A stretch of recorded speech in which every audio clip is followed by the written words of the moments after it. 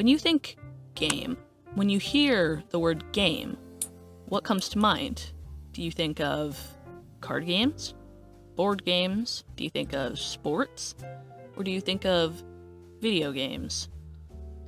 Because for a lot of people, including me, the moment I hear the word game, I think video game. For me, it just kind of depends on the context, but yeah, video games for me too. Yeah. I kind of agree with that. Like, if somebody says, let's play a game while we're sitting at a table, I might think card game or board game. But if I just roll out of bed and somebody says, go play a game, I'll say, okay, and I'll hop on my computer and play a video game.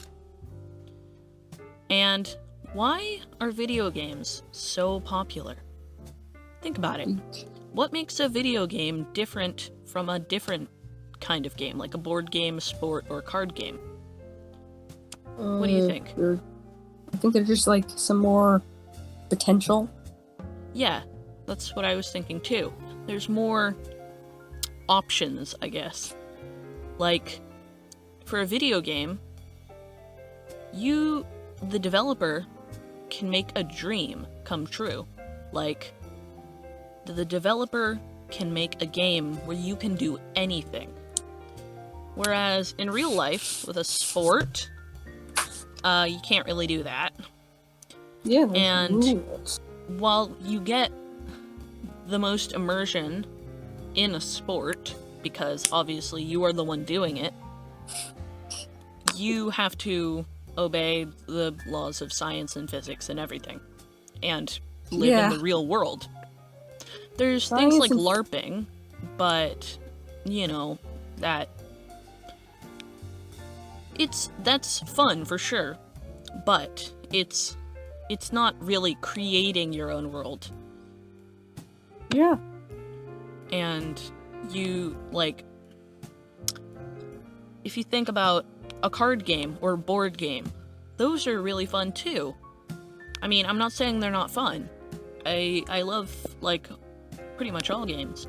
But you don't have the immersion in one of those games. Like, we humans rely a lot on visual. And the best you can get, really, in those games is pictures. Like, James, name a game that you've played that is like a board game or a card game that goes beyond just pictures. Does Dungeons and Dragons count as a board game? Well, that's kind of separate. That's, Some I mean, RPG, I would say it counts as a board game, but Dungeons and Dragons really requires your mind. Yeah. For sure, like, you have to... It's why, like, some D&D campaigns are just theater of the mind, as people call it. You have to just... Like, there's no board, you just imagine it. And that's pretty fun. Yeah. But, you know, it's nothing compared to actually being able to see. And, like, nothing at all compared to being able to, like, feel it. Which is, like, where we get to VR. Yeah.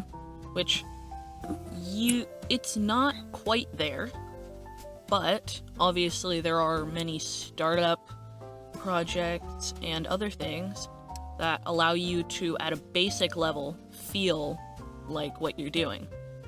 Yeah, I think it might be a bad idea to go that far, because it's only a hop, skip, and a jump from there to full-on Matrix. Yeah. Like, I was watching a YouTuber once who was talking about how people he knew were all excited about,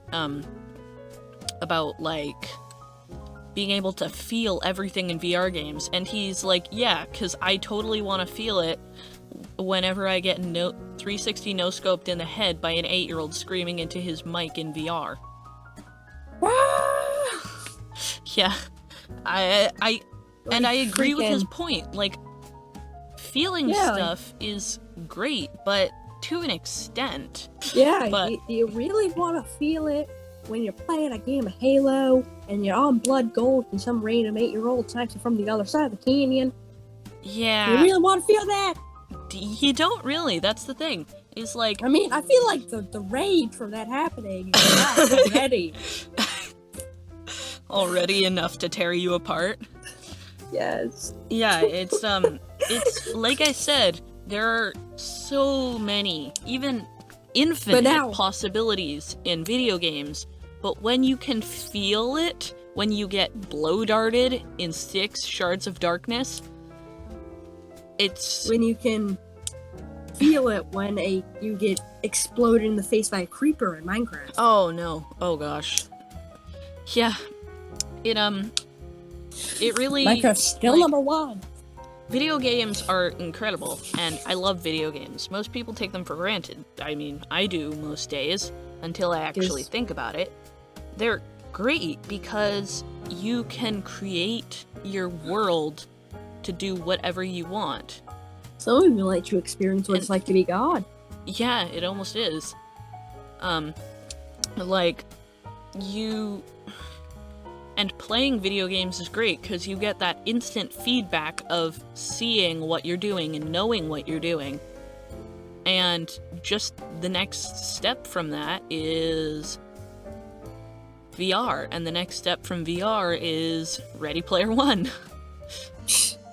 Like, you know, I don't want to be in the Matrix, and I don't want to be in Ready Player One either. I don't want to be in either of those. Yeah, that's the thing. People are all excited. People get all excited for these things, but, you know, while neither of those on the track we're on is really going to become reality, it's still... Yeah, you know what's more likely is like holodecks from Star Trek.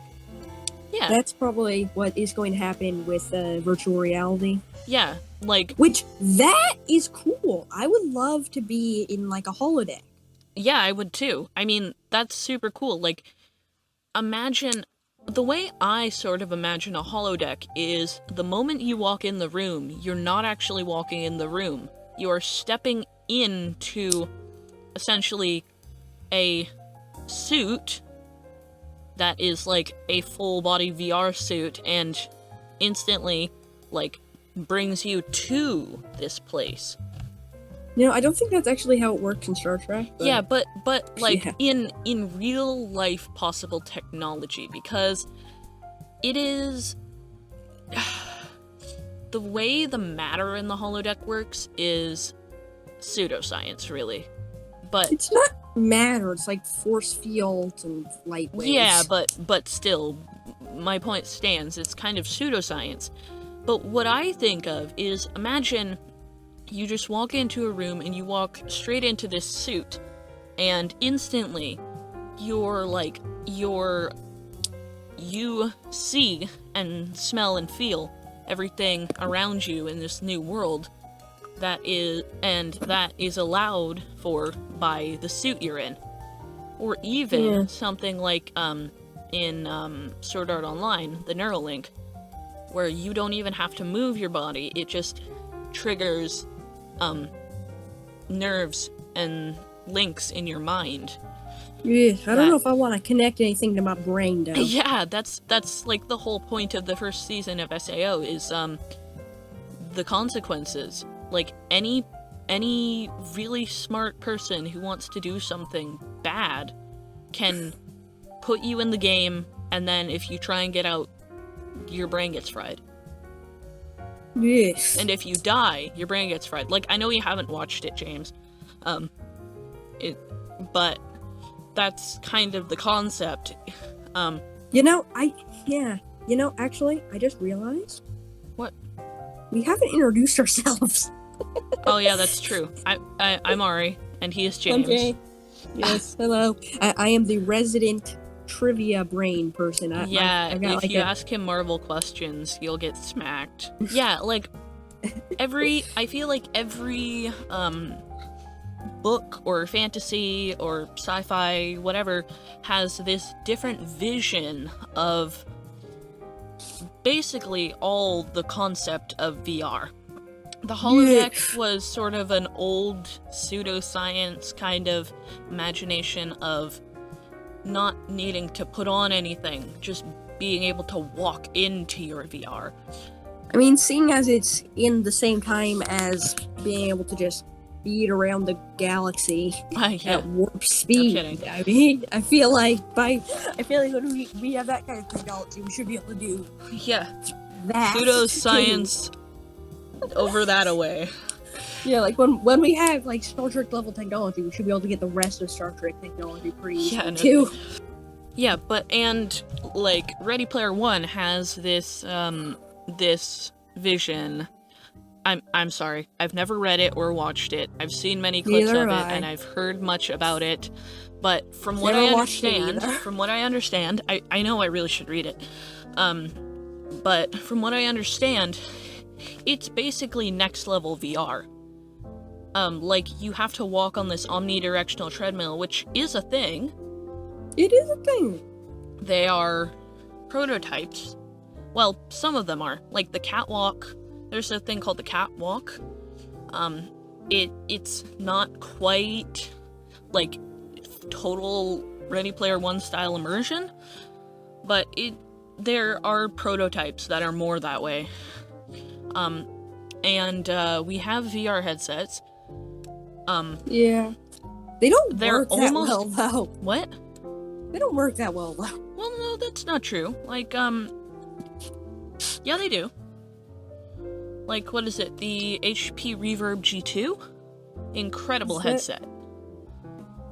I've never tried one myself, but I know that, or at least supposedly it's incredible.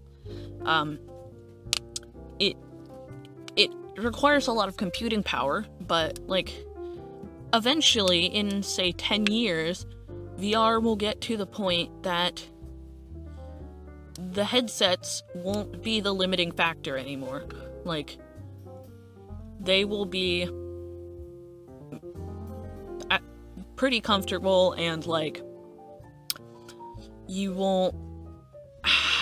won't be clunky and you won't really be able to tell the difference between pixels. That's what I think, in like 10 years or 20 years.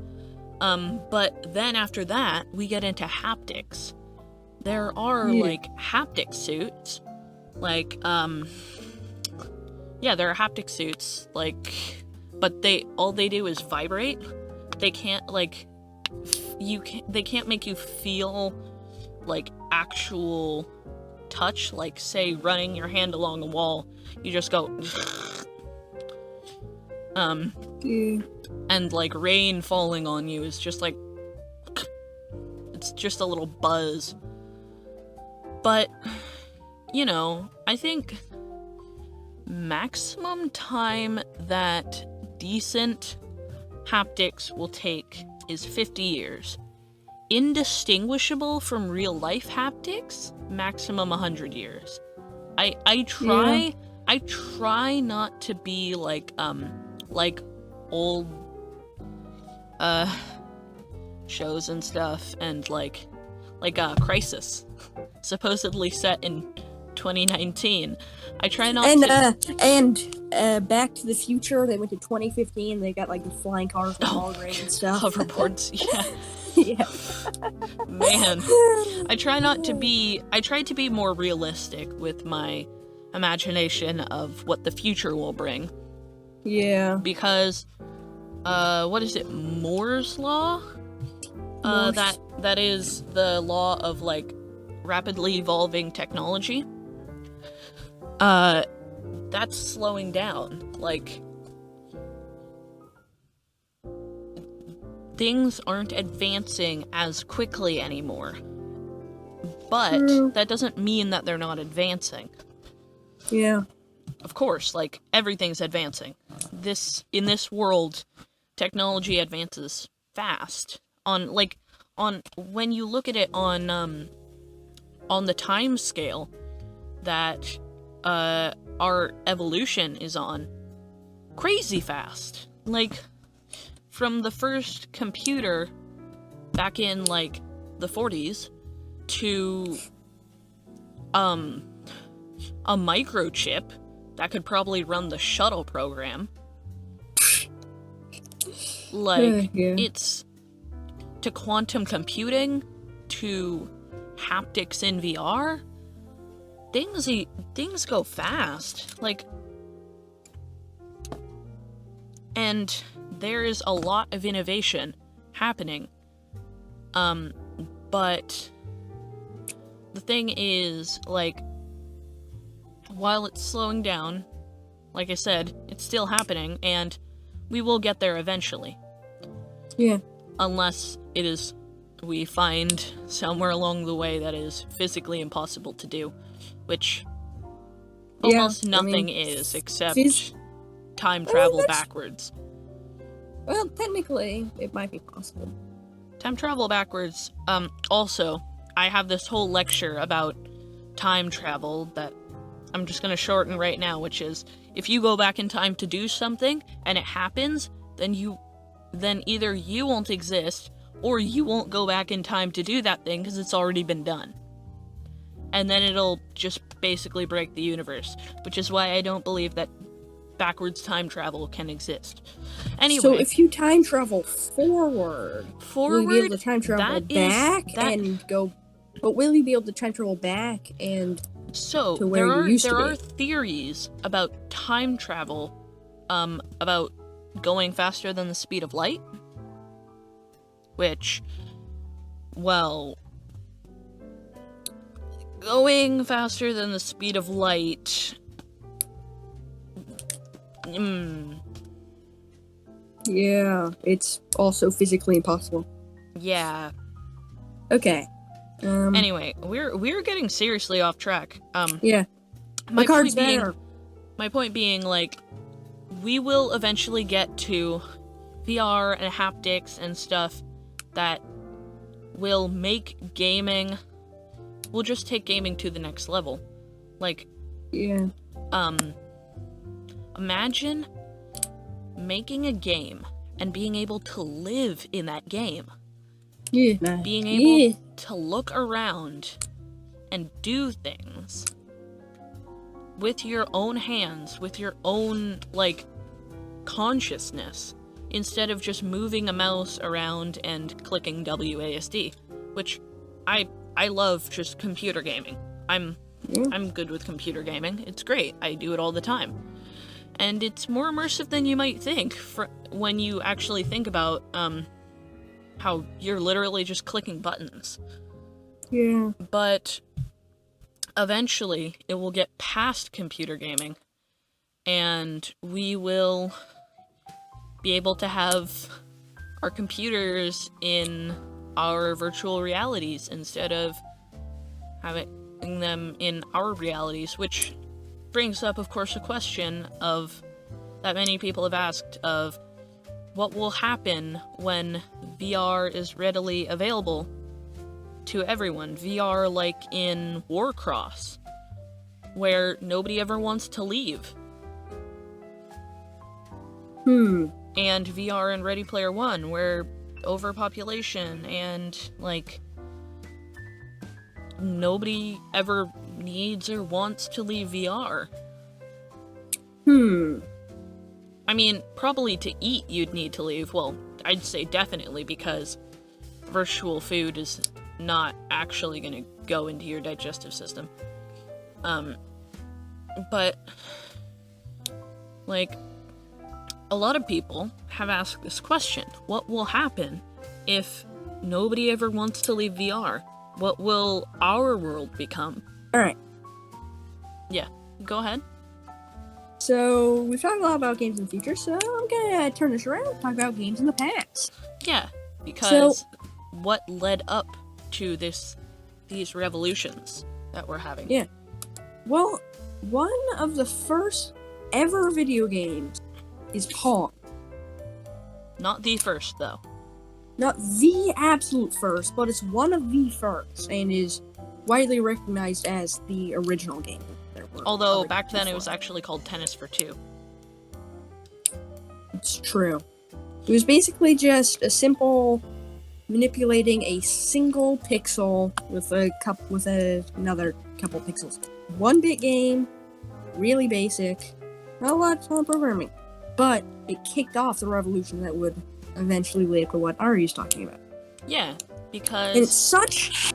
Yeah, and I think it's just so amazing that one little pixel bouncing back and forth between two larger pixels could cause that. I agree. And obviously there are always more factors. There's there's no one person who has that light bulb moment and creates the nuke. But nukes. Okay. But I like mushrooms. Let's make them clouds. Mario mushrooms.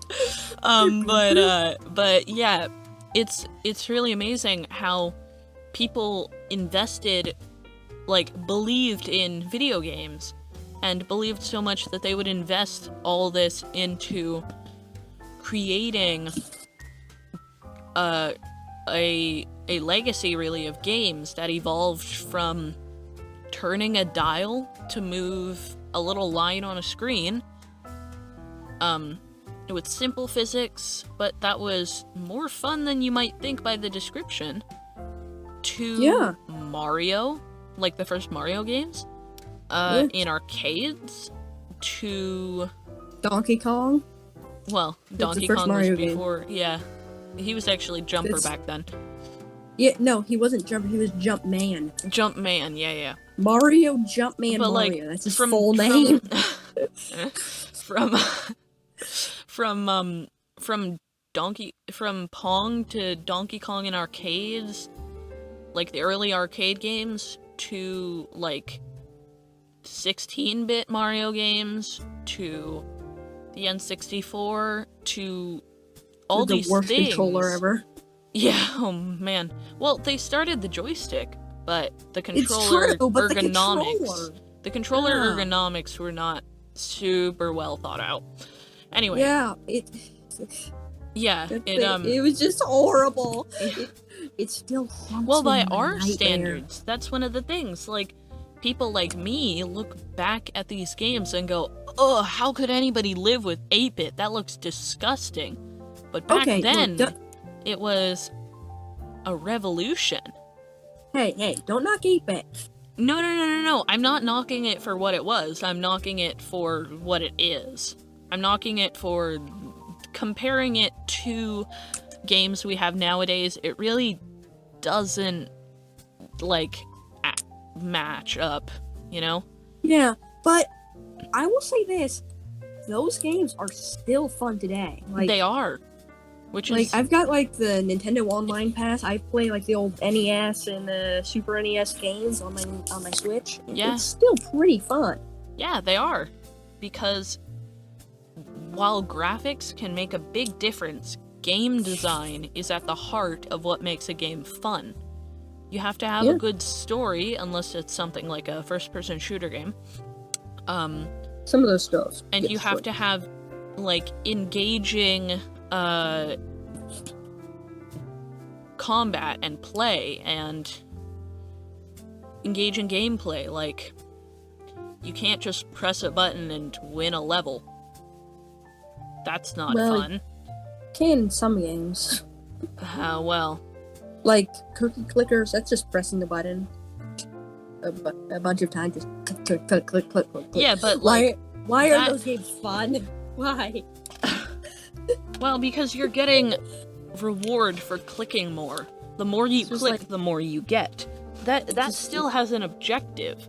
What I mean is, you can't just... It's not really as fun to just get a Mario game and press a button and boom, you beat Bowser. Ooh, Princess Peach! Yeah. All I have to do is press a button. Yeah, that doesn't, engage the player. That doesn't engage the player's mind. Yeah, it's not like you can just press X to not die. Throwing some shade? What? Throwing some shade. At what? Press X to not die. That's a good game. Oh wait, that's a game, right? Yeah. But the point of that game is it's funny.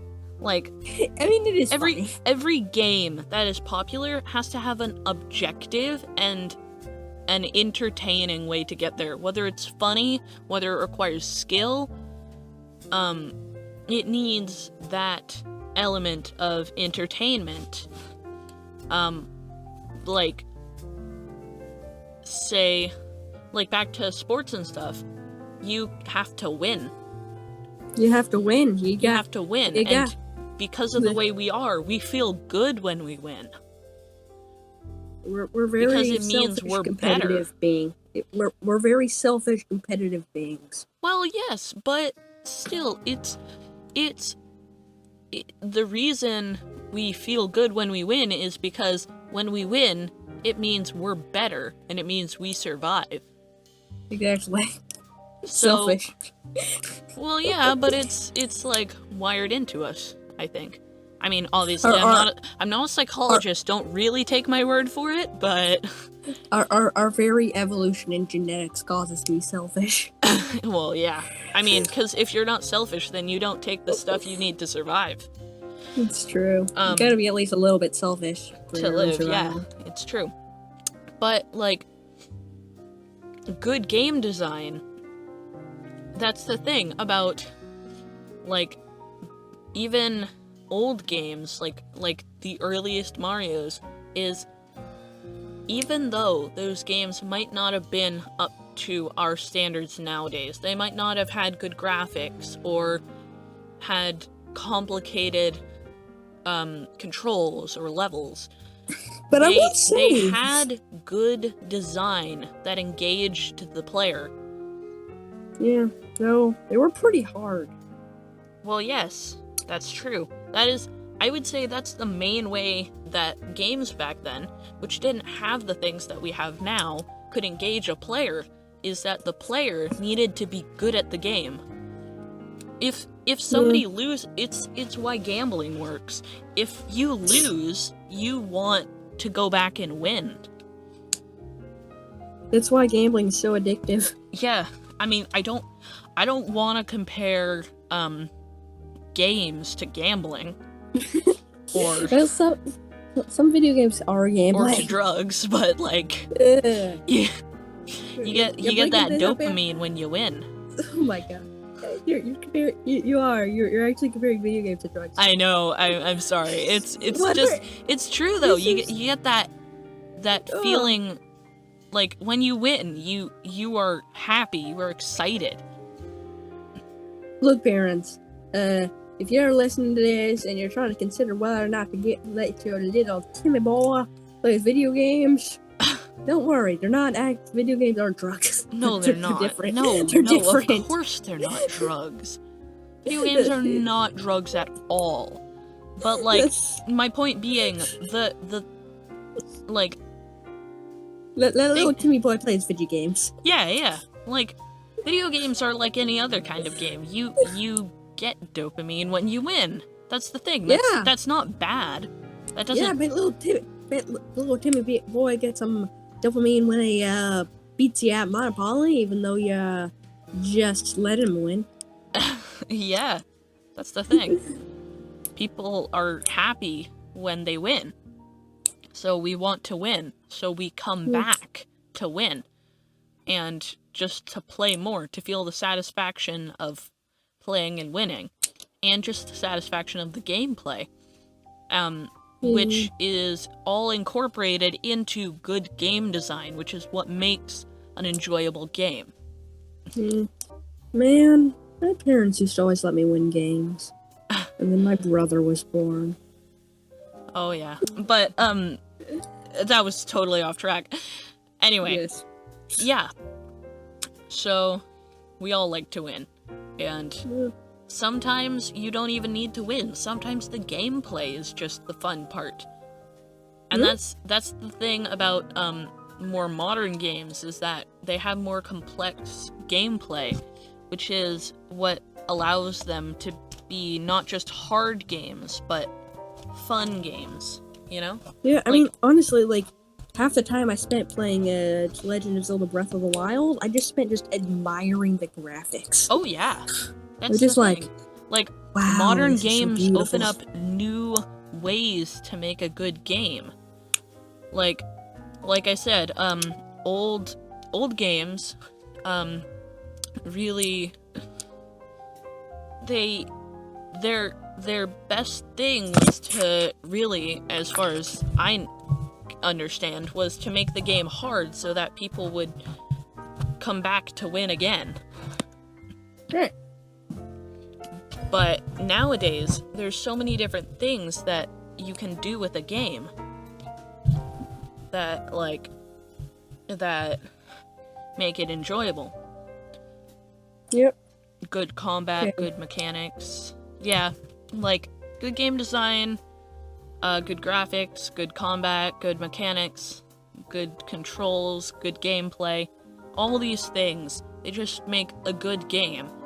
And I think from old games, to video games, like old video games, to new video games, to VR, to haptics, to holodecks.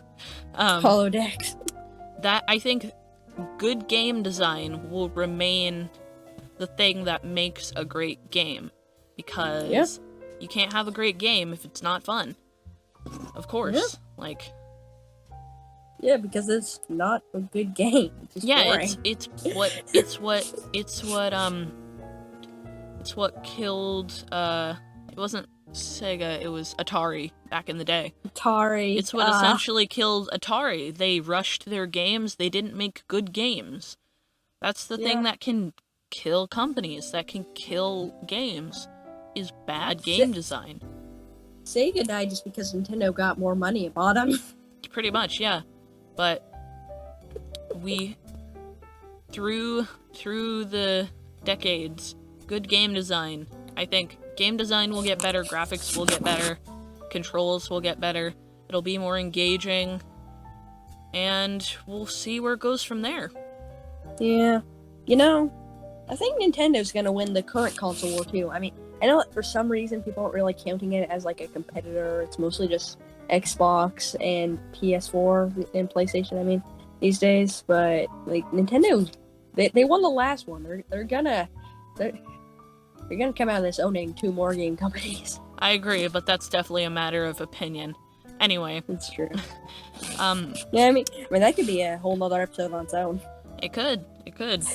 Anyway, thank you for listening to Films, Comics, Books, and Games.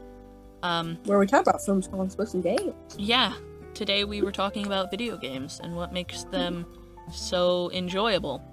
And we digressed a bit a few times, but maybe that's what makes it so enjoyable. Yeah. Thank you for listening. Hope to see you next time. And for now, I'll see you next time. Bye. Bye.